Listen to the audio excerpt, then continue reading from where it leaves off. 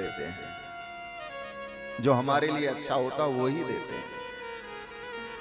ना जाने कितने भक्तों पर बिहारी जी कृपा करते चले आ रहे हैं। वृंदावन के एक संत हैं जिनका नाम है अलवेला। क्या नाम है? रोज बांके बिहारी के दर्शन करने जाते हैं और बिहारी जी के दर्शन करते जैसे ही बिहारी जी को देखते हैं तो नेत्रों में आंसू आ जाते हैं।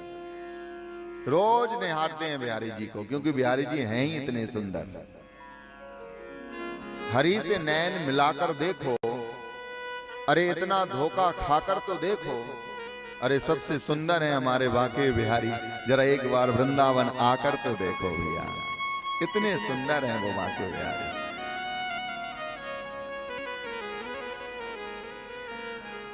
कई शिष्यों के साथ अलवेला भक्त दर्शन करने के लिए जाते हैं। बोले एक दिन क्या हुआ? बोले अलवेला भक्त को बांके बिहारी दिखाई नहीं दे रहे थे।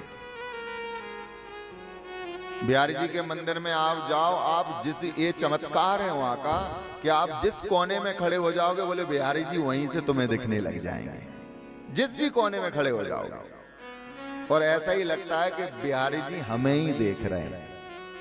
आप कहीं भी खड़े हो जाओ मंदिर में, ऐसी जगह पे जहां से बिहारी जी दिख रहे हो, वहां से जब बिहारी जी दिखते, आंखों में आंसू लिए अलवेला भक्त वापस आए।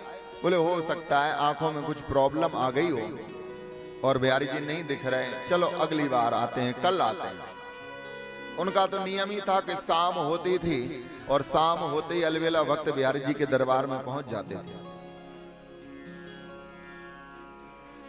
आज जब अलवेला भक्त पहुंचे हैं ना अपने शिष्यों के साथ, तो आज भी ऐसा ही हुआ। बोले आज भी बांके बिहारी अलवेला भक्त को दिखाई नहीं दिए। फूट फूट कर रोने लगे, हे बिहारी जी हमसे ऐसा कौन सा अपराध हो गया है, आप मुझे दिखते क्यों नहीं हो? अपने शिष्य से पूछा क्या तुम्हें बिहारी जी दिख रहे हैं? उसने कहा कि हाँ मुझे तो दिख रहे हैं। दूसरे व्यक्ति से पूछा अलवेला भक्त ने, क्या तुम्हें बिहारी जी दिख रहे हैं? बोले हाँ हमें भी दिख रहे हैं। रोने लगे, मंदिर में गिर गए, हे बिहारी जी हमसे ऐसा कौन सा अपराध हो गया कि आप मुझे दिखाई नहीं देते? रोते रोते घर पहुंचे। दिन भर भोजन नहीं किया अलवेला भक्त ने, पानी नहीं पिया। अब वो समय का इंतजार कर रहे थे कि शाम हो, मैं बिहारी जी मंदिर में पहुंचूं, बस कैसे भी मुझे बिहारी जी दिख जाए, क्योंकि उनके बिना मैं एक पल भी नहीं रह सकता। कि मरना हो तो मैं मरूं, श्री राधे जू के द्वार, कभी तो लाडली पूछेगी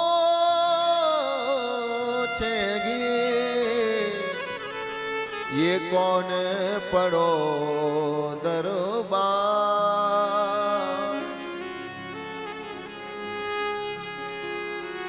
दिन भर रोते रहे, बिहारी जी को याद करते रहे। भोजन का त्याग कर दिया भक्त ने, पानी नहीं पिया। कह रहे हमसे ऐसा कौन सा अपराध हो गया है बिहारी जी, क्या आप मुझे दिखाई नहीं देते? क्या मेरी कोई पूजा में गलती हो गई है? क्या मेरे भजन में कोई त्रुटि हो गई है? या मैंने किसी असहाय की मैंने सहायता नहीं कर पाया हूं? मैं ऐसा मैंने क्या कर दिया कि जो आप मुझे दिखाई नहीं देते?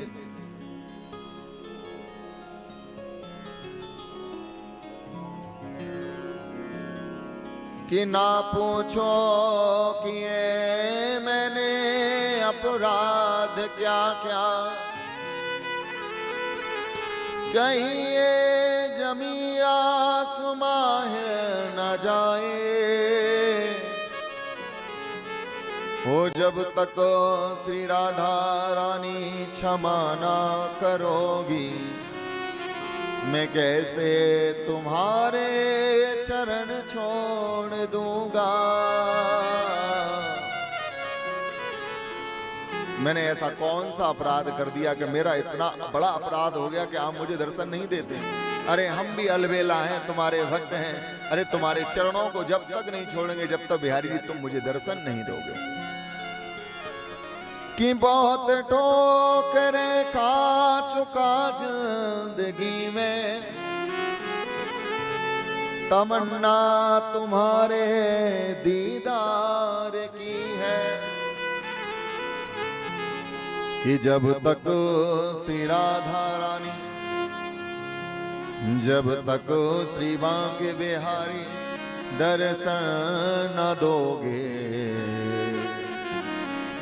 मैं कैसे तुम्हारा भजन छोड़ दूंगा,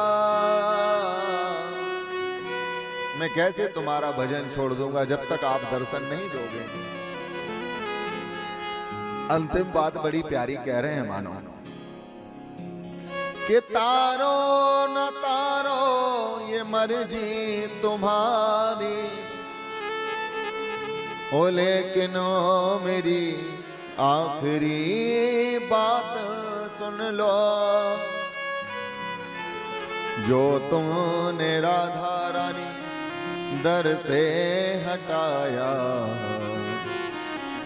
तुम्हारे ही दर पे मैं दम तोड़ दूंगा।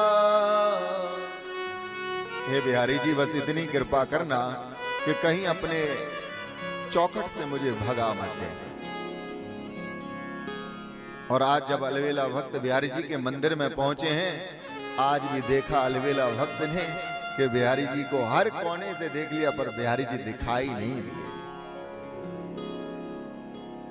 संकल्प करके आ गया कि हे बिहारी जी कोई बात नहीं, यदि आप मुझे नहीं दिख रहे हो तो मेरे जीने का भी कोई अधिकार नहीं है मुझे, मैं नहीं रहूंगा इस जहां में।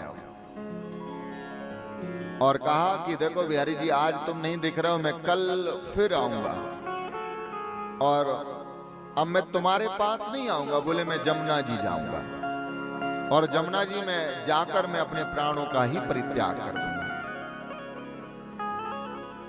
और प्रणाम करके अलवेला भक्त बिहारी जी से मंदिर से अपने घर पहुंचे। रात भर रोते रहे, यही इंतजार करते रहे कि बिहारी जी मुझे दर्शन क्यों नहीं दे रहे, मुझसे कोई अपराध हो गया है, मेरा अब रहने का कोई मतलब नहीं है जब बिहारी जी मुझे दर्शन नहीं दे रहे हैं। एक कोड़ी था,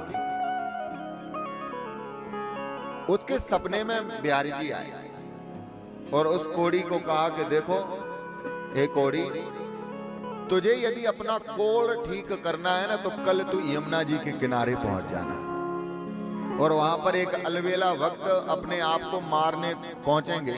बोले वो प्राणांत करने जा रहे हैं, उनसे कहना कि मुझसे बांके बिहारी ने कहा है कि एक बार अलवेला भक्त तुम्हें स्पर्श कर लेंगे तेरा कोड़ ठीक हो जाएगा। बिहारी जी कहकर चले गए। कोड़ी सुबह उठा, ब्रह्म मुहूर्त में ही जमुना के किनारे पहुंच गया। आज अलवेला भक्त जब अपना पूजन समाप्त करने के लिए जमुना के किनारे पहुंचे मरने के लिए, तो उस कोड़ी ने दूर से ही चरणों में प्रणाम किया। हे अलवेला भक्त मेरी रक्षा करो, हे अलवेला भक्त मेरी रक्षा करो। अलवेला भक्त तो आश्चर्य में पड़ गए, बोले इस कोड़ी को मेरा नाम कैसे पता? दूसरे शहर में नाम लेने लगे तो तुम्हें भी लगेगा भैया मेरा नाम कैसे जान लिया? बोले आपका नाम अलवेला है? बोले हाँ मेरा नाम अलवेला, पर तुझे कैसे पता? बोले तुम विश्वास नहीं करोगे, बोले बांके बिहारी ने ही बताया कि अलवेला भक्त कल जमुना के किनारे पहुंचेंगे। बोले तुम्हें बांके बिहारी ने बताया? बोले हाँ जी। और क्या कहा? बोले यही कहा है कि अलवेला भक्त यदि एक बार तुझे स्पर्श कर लेंगे तो तेरा कोड़ ठीक हो जाएगा। अलवेला ने कहा कि ऐसा नहीं हो सकता, अरे वो तो मुझसे बड़े नाराज हैं, वो तो उन्होंने तो मुझे दर्शन तक नहीं दिए और मेरे करने से मैं ऐसा कोई बड़ा भक्त नहीं हूं कि मेरे छूने से तेरा कोड़ ठीक हो जाए। पर उसने कहा कि मैं यमुना मैया की सौगंध खाके कहता हूं कि बिहारी जी ने मुझसे कहा कि एक बार अलवेला भक्त यदि तुझे स्पर्श कर लेंगे तेरा कोड़ ठीक हो जाएगा। अलवेला भक्त ने विश्वास किया और ऐसा ही चमत्कार हुआ भैया यमुना के किनारे कि जैसे ही अलवेला भक्त ने उस कोड़ी को स्पर्श किया भैया उसका कोड़ समाप्त होकर वो बड़ा दिव्य रूप में वहां पर प्रकट हो गया। और जैसे ही कोड़ी ठीक हुआ है वैसे साक्षात बांके बिहारी जमुना के किनारे पीताम्बर ओढ़े हुए मुरली बजाते हुए प्रकट हो गए भैया। बोलो बांके बिहारी लाल की जय। अलवेला रोने लगा, हे बिहारी जी आपको दर्शन ही देना था तो वहीं दे देते, ये मैं मरने जा रहा था तभी क्या दर्शन दोगे? कहीं मैं मर ही जाता तब देते क्या? बोले नहीं अलबेला, मैं अपने भक्तों को ऐसे मरने नहीं देता।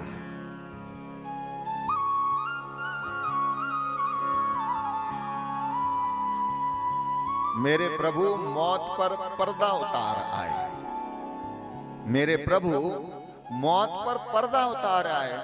अगर इसी को मौत कहते हैं तो ये मौत बार बार आए भैया। यदि मृत्यु पर ही उनका दर्शन होने तो ये मौत तो बार बार आती रहे भैया। बोले आपने मुझे दर्शन क्यों नहीं दिए? बोले दर्शन तो मैं तुम्हें कैसे देता? बोले मेरे दरबार में जितने भी लोग आते हैं बस वो यही कहते हैं कि ये दे दो, वो दे दो, ये दे दो, वो दे दो। बोले उनको देख के तो मैं परेशान हो गया हूँ। कई वक्त तो इतनी लंबी लिस्ट लेके आते हैं, बोले उनके लिए तो मुझे मंदिर छोड़ के भागना पड़ता है। पर हे अलबेला, तूने आज तक मुझसे कुछ नहीं मांगा, इसलिए मैं तुम्हारा ऋणी हो गया था। और मैं तुम्हें कैसे मुंह दिखाऊं? बोले जो कहते हैं कि मुझे संसार की ये वस्तु दे दो, मैं उन्हें वो वस्तु देके विदा कर देता हूं। कोई कहता है योग चाहिए तो योग दे देता हूं, कोई चाहता है कि भोग चाहिए तो भोग दे देता हूं, पर मैं दे के पिंड छुड़ा लेता हूं। पर तेरे जैसे भक्त ऐसे होते हैं कि जिनका मैं ऋणी हो जाता हूं कि मैं तेरे से मुख कैसे मैं दिखाऊं। तूने आज तक मुझसे कुछ नहीं मांगा, आज पहली बार तूने कहा कि हे बिहारी जी यदि मेरी भक्ति में साधना हो, शक्ति हो तो एक ही काम करो, बोले इसका कोड़ ठीक कर दो। तुमने आज पहली बार मुझसे मांगा है ना, इसलिए मैंने तुम्हें दे दिया। क्योंकि मैं मुंह नहीं दिखा पा रहा था, तूने मांग लिया तो मैं मुंह दिखाने के लायक हो गया हूं, इसलिए मैं तेरे सामने आकर प्रकट हो गया। मत मांग जमाने से ये देकर फिर सुनाते हैं, किया एहसान एक बार ये लाख बार जताते हैं। है जिनके पास थोड़ी सी दौलत समझते हैं भगवान है हम। बोले तू मांग मेरे ठाकुर से, जहां मांगने वो भी जाते हैं भैया। और धीमे बजाओ ना, आज बफर लगवाया है, बारात है ना आज, वो जीजा भी आए हैं आज।